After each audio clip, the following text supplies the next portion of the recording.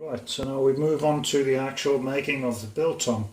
Now that we've seen the biltong box, basically I've got some rump steak which I bought and I've cut it into strips. Ideally you want to cut it along the grain of the meat if possible, but this stuff I just bought from the butcher and cut it into strips. So basically that's how you want it, like that. Always make sure, of course, for hygiene purposes you sterilize all your work surfaces, etc. Now with that we're going to soak that in brown vinegar. Basically just malt vinegar, any type of brown vinegar will do. You just put all the meat in a bowl like that. I've removed these silly things because you can't get the vinegar out the jar properly. Just pour the vinegar onto the meat. Normally about a bottle of vinegar will do, it doesn't cost much, so just make sure the meat's pretty much covered, just press it down a bit like so. You can leave it in the vinegar for 5 to 10 minutes, maybe a bit longer if you want, depending on taste. So basically you just leave it to soak. That's going to sort of cure the meat. Move it around a bit to make sure that the vinegar soaks in on all sides. So I'm going to leave that for about 5 minutes or so. The vinegar will sort of soak the meat and that helps to cure it and kills off any bacteria so the meat doesn't go off. It'll sort of change colour. You'll see just now it goes a little bit of a browny sort of colour. The next thing that you need to prepare your biltong hooks. Now I've got some hooks here, but not enough to do all of this meat. So what I've basically done, I've kept these, just paper clips which I've bent. You can just make them into an S shape to hang your meat. They work pretty well. Got a whole lot of those there. So what I'm going to do with these, just put them in a bowl and drop one on the floor. All the more reason to sterilize it. Put these all in a bowl and some vinegar to sterilize. Just like that. You just leave those in there for a bit. Just for a few minutes. That sterilizes those. The next thing that you're going to need, once the meat comes out of here, you're going to coat it, well, to taste, it depends on individual taste, basically with a bit of coarse salt. Coarse salt always works best because with fine salt you tend to over salt the stuff. You don't want to put too much salt on there. And ground black pepper.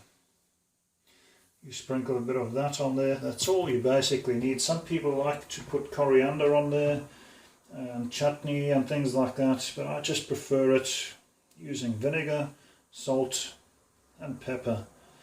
Once we've put the spices on the meat, we'll then hang the meat in the biltong box for 3 to 4 days until it's dry enough to eat.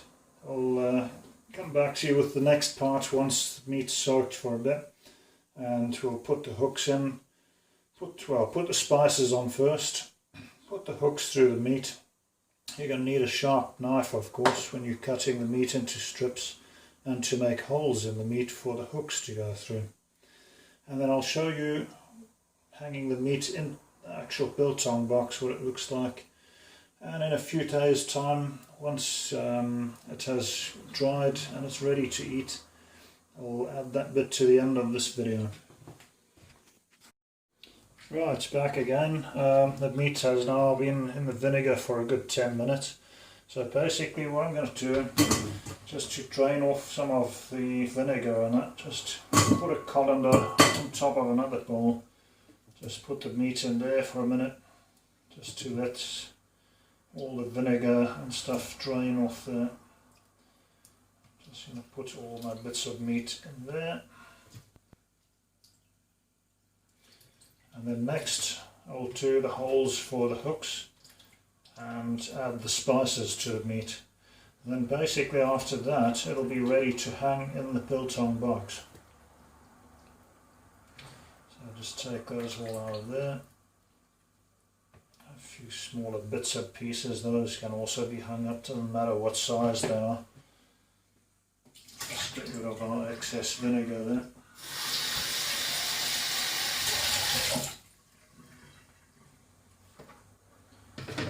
Just move that there, that bowl's a bit bigger. And basically your hooks also have been soaking in vinegar. I'll just pull that off. So those are basically ready to use. And then just take this meat. I'll just show you with some of the bigger pieces how to do the hooks.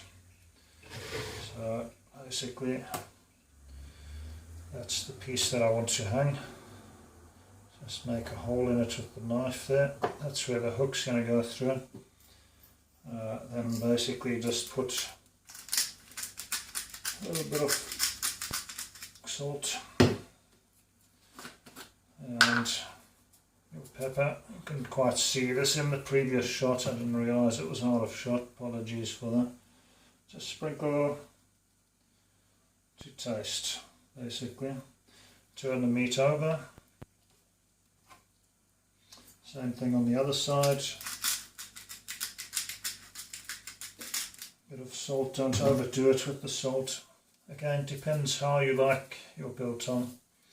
And then pepper. Just sprinkle that evenly on the top. So basically that's what it looks like once that is ready to hang. Then just take